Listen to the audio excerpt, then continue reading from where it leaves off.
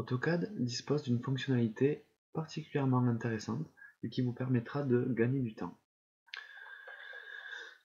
Je vais dessiner un rectangle à titre d'exemple en tapant la commande rectangle directement au clavier.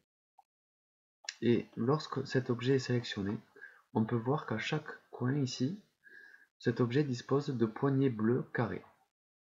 Je vais pointer mon curseur dessus, je vais clic gauche et tout de suite j'appuie sur barre espace. Remarquez, à côté de mon curseur, un symbole de déplacer est apparu. Je peux donc déplacer mon objet. Je refais, je sélectionne mon objet, je viens sur une poignée, je clique barre espace. Maintenant, avant de cliquer, je vais maintenir la touche CTRL, je clique. Je peux lâcher la touche CTRL, AutoCAD a compris que je voulais dupliquer cet objet. Je peux dupliquer à volonté ce rectangle. CTRL Z pour annuler. Je sélectionne mon objet, je viens sur une poignée, je clique barre espace, une fois, deux fois. Maintenant, c'est une rotation que je m'apprête à faire. Et le point de pivotement se fait là où j'ai placé mon curseur. Je peux spécifier un angle, par exemple 45 degrés. Alors, les degrés fonctionnent que si dans les unités d'insertion, vous êtes réglé ici en type d'angle en degrés décimaux. Je sélectionne mon objet, je viens sur une poignée, barre espace une fois, deux fois, moins 45 degrés, et je retrouve la position initiale. Voyons la troisième commande, je sélectionne mon objet, je viens sur une poignée, je clique barre espace une fois, deux fois, trois fois.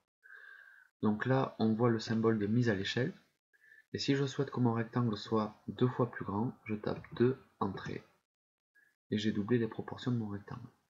A l'inverse, si je souhaite qu'il soit deux fois plus petit, je tape 0.5 et je retrouve la taille de mon rectangle d'origine. Voyons la quatrième et dernière commande, je viens sur une poignée, je clique barre espace une fois, deux fois, trois fois, quatre fois. Donc là, c'est un miroir, comme on peut voir dans les options ici, et on voit à l'écran un trait jaune en pointillé qui représente mon axe de symétrie. Sinon, je peux venir dans les options ici, spécifier un point de base. F8 me permet d'activer le mode ortho. Je fais un premier clic et on voit déjà apparaître l'objet. Si je souhaite le dupliquer, avant de faire le deuxième clic, je maintiens la touche CTRL et je clique. Et donc là j'ai dupliqué mon objet. Échappe, échappe. Et je me retrouve maintenant avec deux objets. Je sélectionne mon objet, je viens sur une poignée, barre espace, une fois, deux fois, trois fois, quatre fois, cinq fois. Et donc là, je déforme mon rectangle. Et si je réappuie sur barre espace, je reviens sur les commandes déplacer, rotation, mise à l'échelle et miroir. Voilà.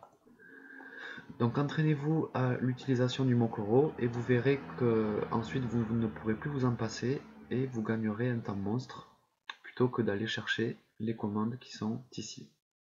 Voilà, j'espère que cette vidéo vous aura plu. Si c'est le cas, n'hésitez pas à me le faire savoir dans l'espace commentaire. Et moi je vous dis à la prochaine.